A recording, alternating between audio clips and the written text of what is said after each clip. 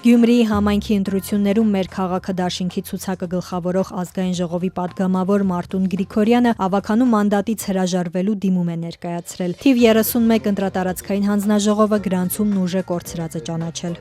Անաստաս Միկոյան 64-ի բնակիչներն այսօր առավոտյան փակել էին Եղվարդի խճուղին։ Դավթաշենի խոշոր բնակելի համալիրի կառուցապատողը սնանկացել է, բնակիչները սեփականության վկայականներ չեն ստացել։ Մենք պահանջում ենք նախ եւ առաջ Երևանի քաղաքապետ Տիգրան Ավինյանին գալ այստեղ Անաստաս Միկոյան 64 հասցե, որպեսզի մենք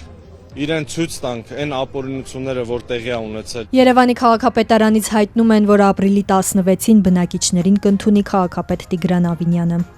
Ստեփանցմինդա Լարս ավտոճանապարհը փակ է բոլոր տեսակի տրանսպորտային միջոցների համար, հայտնում են Վրաստանի ներքին գործերի նախարարությունից։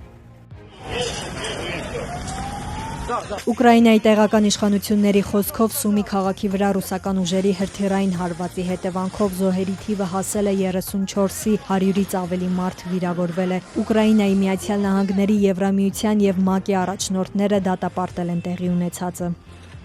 Движется все очень хорошо. Միացյալ Նահանգների նախագահ Դոնալդ Թրամփի թիմի հետ շփումները շատ լավ են ընթանում, սակայն դեռ վաղ է ակնկալել արդյունքներ Ջո Բայդենի օրոք հարաբերություններին հասցված վնասի աստիճանի պատճառով, ասել է Ռուսաստանի նախագահի խոսնակը։ Նրա խոսքով ռուս-ամերիկյան շփումներն իրականացվել են մի քանի մակարդակներում, բայց իհարկե չի կարելի որևէ արագ արդյունք ակնկալել, ասել է խոսնակը։